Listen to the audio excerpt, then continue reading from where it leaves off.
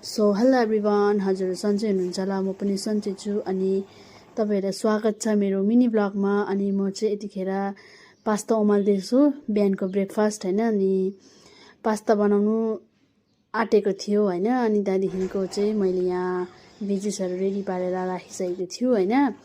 अनि सबैको घरमा यसरी नै पास्ता, चाउमिन, भुटेको भात सबै कुरो पाकिरहेको हुन्छ होइन। अनि आज चाहिँ मलाई एकदमै पास्ता खानेको क्रेभिङ भएर चाहिँ म पास्ता उमाल्नुतिर लाग्यो होइन। अनि त्यहाँदेखिको सबै कुरो भेजिसहरू कटिङ गरेर चाहिँ रेडी भएर आइसकेको थियो। अनि यो पास्ता पनि उम्लिसकेर चाहिँ रेडी भइसकेको थियो। अनि त्यहाँदेखि भेजिसहरू चाहिँ मैले यसरी डल्लै एकैचोटि हाल्ने गरेँ गर्छु होइन। सबै कुरो हालेर चाहिँ मजाले पर भुटेर चाहिँ होइन। त्यहाँदेखिको चाहिँ यहाँ अदुवा लसुन चाहिँ एकदम इम्पोर्टेन्ट हो मेरो लागि चाहिँ होइन। तपाईँहरूको लागि चाहिँ के हो कसो त्यो त मलाई थाहा छैन, तर मेरो लागि चाहिँ एकदम इम्पोर्टेन्ट हो।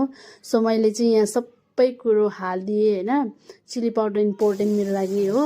अनि सो मैले सबै हालेर चाहिँ मजाले पर भुटेर चाहिँ मैले यहाँ पास्ता पनि हालिदिएँ। नुन स्वाद अनुसार नुन पनि हालिदिएँ। सोया सस इम्पोर्टेन्ट होइन मेरो लागि, सोया सस चाहिँ हाल्नै पर्छ। अनि त्यहाँदेखिको सबै कुरो हालेर चाहिँ मजाले पर भुटेर यतिको भइसकेको थियो होइन। अनि त्यहाँदेखिको चाहिँ मेरो बुढालाई बोलायो। अनि त्यहाँदेखि मैले चाहिँ चिया पनि बनाइदिएँ। मेरो बुढाले चिया पनि बनाइदिनु भनेर मैले बिर्सिसकेको थिएँ होइन चिया बनाउनु चाहिँ।